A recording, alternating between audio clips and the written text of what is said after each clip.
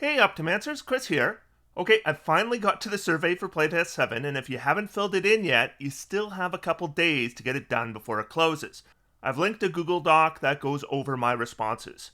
We start with the Barbarian class. I said I was satisfied overall. I mean, the Playtest Barbarian is way better than the 2014 version. The issue is that all the improvements come at earlier levels, so once you get to level 11, you just aren't getting very much for those final 10 levels. I get the sense they think that brutal critical scaling is the reason to play a Barbarian past level 10, but it's really not. On most rounds, you won't score a critical, and even when you do, the bonus isn't that dramatic. It is better than the 2014 version that gives you a D6 if you're using a great sword or a maul. They asked about persistent rage here as well. This feature gives you use of rage if you roll initiative without it. It is a bit of a pet peeve for me that there's these features that require you to be completely out of a resource to benefit from it, though this one isn't quite as annoying because at least you get it when you roll initiative rather than after short rest. But I figure, why not just have it that when you roll initiative, you can immediately enter a rage at no cost? That would be good. Moving on to the Barbarian subclasses, the first thing I'll note is that none of the other three Barbarian subclasses compares to the Berserker. That sounds weird, just saying it, given the Berserker we've had for the last 9 years, but nevertheless.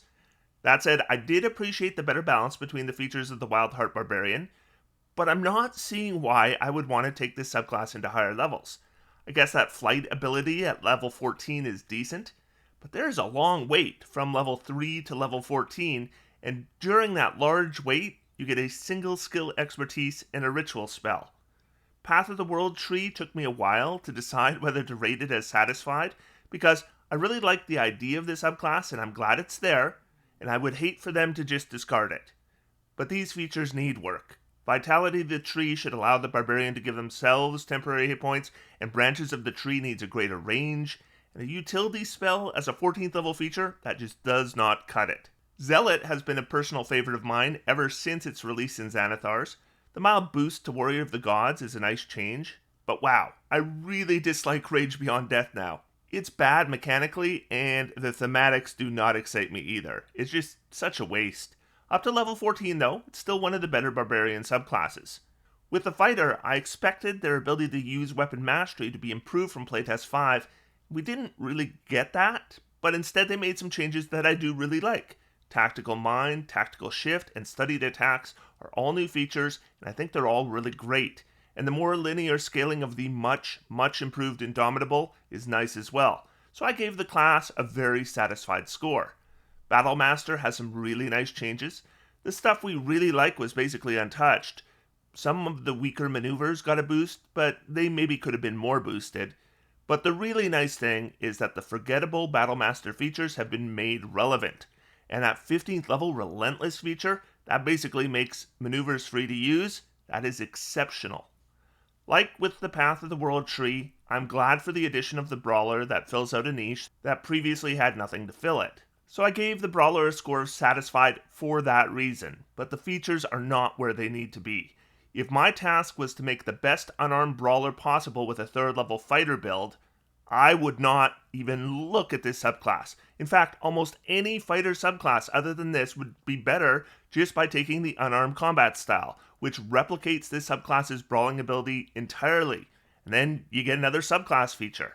There's also some annoying redundancy with the grappler feat at higher levels, and if I'm playing a brawler, that's a feat I don't want to miss at lower levels. I mean, keep the subclass and you can keep the 7th and 15th level features, but overhaul the rest. The champion simply isn't the most exciting subclass, and I don't think it's supposed to be. It's supposed to be easy to play for a player that doesn't want a lot of complexity in their subclass, and for that, it's always worked, but the playtest version is significantly buffed, which was sorely needed. Just because it's simple doesn't mean it should be weak. So overall, I'm fairly satisfied with where they've landed on this subclass. I don't know if it'd be the first subclass I'd pick, but I think it's fine. The highlight, of course, for the fighter subclasses is the Eldritch Knight. The changes are dramatic, potent, and I think they will make this subclass way more fun to play. This is definitely a contender for the best fighter subclass overall, including the ones not in the playtest. The Sorcerer in Playtest 5 certainly benefited from a better spell list, but it wasn't very interesting. The Playtest 7 Sorcerer, though, I'm really happy with it, and I would totally play a straight Sorcerer in a campaign with this version as is. My only complaint is Sorceress Restoration.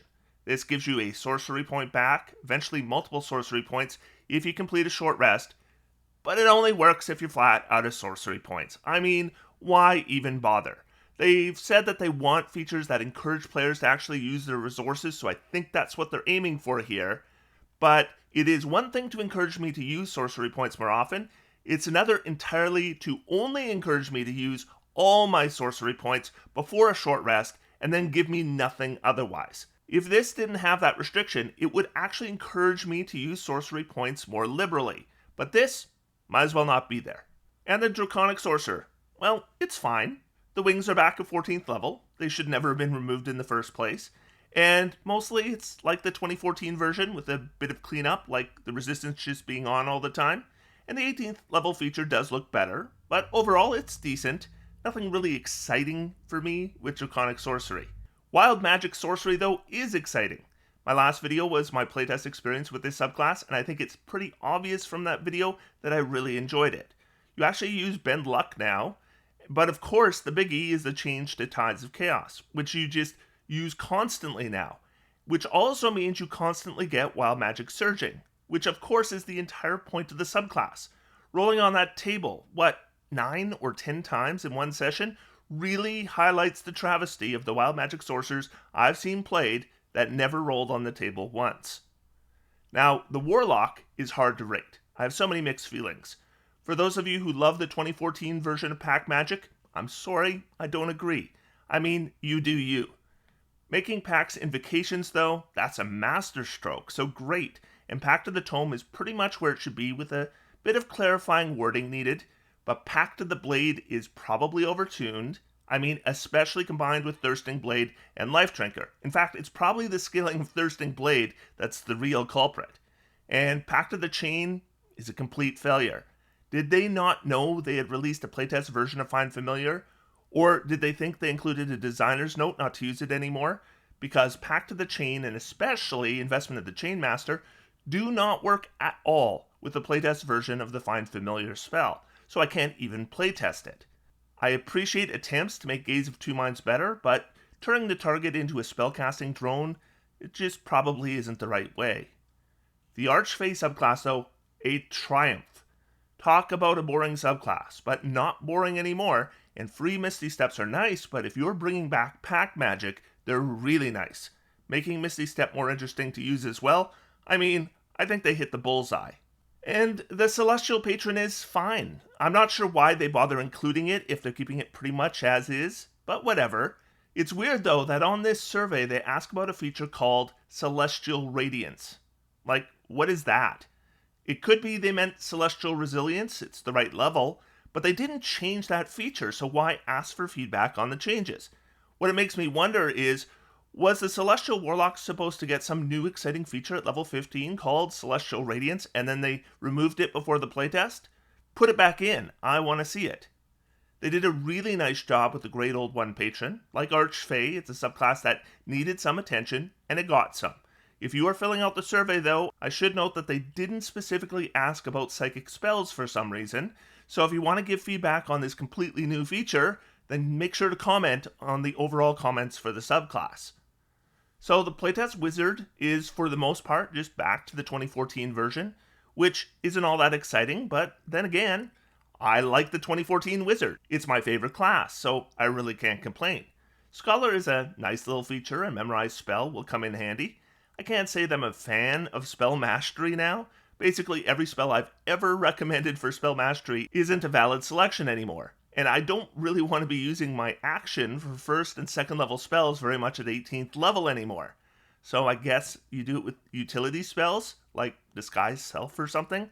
I don't know. So the big change with Abjures is they close that interaction where you take the Eldritch Adept feat to get Armor of Shadows, which allows you to cast Mage Armor repeatedly to recover your Arcane Ward without expending spell slots. I mean, I'm not heartbroken, because really, we shouldn't need to use tricks that might not be apparent to new players to make the feature good. However, if you remove the trick, maybe the feature should be a little more potent. Overall, though, I was fine with this. I will say, universally, I love what they did with the Savant features.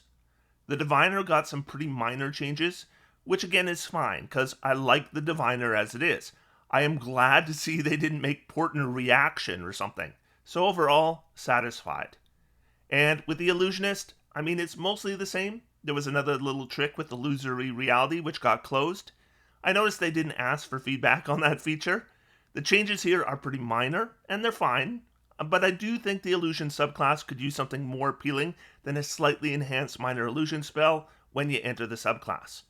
On to the new spells. I really like all the spells in this document. They changed Arcane Eruption to a Dexterity save, but they didn't ask about it. But I like the change, so I let them know in the overall comments. But all of these, I played with the new Counterspell, and I like it. I played with the new Jump Spell, and I like it. I played with the new D8 Sorceress Burst spell, and it needed that die type increase. So it's fine now. With weapons, the only thing they ask is about the new Heavy property, which no longer penalizes small-sized creatures, so I'm glad to see that. They didn't ask about not replacing or reworking the Flex Mastery, so I let them know that would have been preferable to just removing it entirely in the comments. And here are the final comments I made. I thought Playtest 7 contained a lot of improvements and cool ideas. Both new subclasses looked like great ideas thematically, but I think the mechanics for both of them need some work. Playtesting the Wild Magic Sorcerer was a terrific experience. Never had so much fun with Wild Magic, except when using house rules that basically change it in the same way. I'm liking all the new spells, as well as the changes to jump and counterspell. The new Twin spell seems better, but I hope more spells will be altered with upcast options to qualify for it. The Fighter is looking pretty much where it needs to be, as does the Sorcerer, but the absence of the Bard here was glaring. We can't use the most recent playtest version at all with the removal of the 3 big spell schools. The Barbarian definitely needs some attention at higher levels, but it's great at levels 1 through 10 now at least. I really like the switching of pacts to invocations, but there's too many scaling options for Pact of the Blade, and Pact of the Chain does not seem to work with the playtest version of Find Familiar at all, so I can't even playtest it. Same with Investment of the Chainmaster, totally unplayable. The Barbarian capstone needs the 24 limits increased because of the option to improve an ability score to 22 with a 19th level ability score increase. The Berserker subclass is better than all the other Barbarian subclasses. They need a boost. The survey didn't ask about the change to Arcane Eruption, the Sorcerer spell, but I playtested it and it's great. I really want to look at spell revisions. Hopefully we'll see a lot more in the next playtest.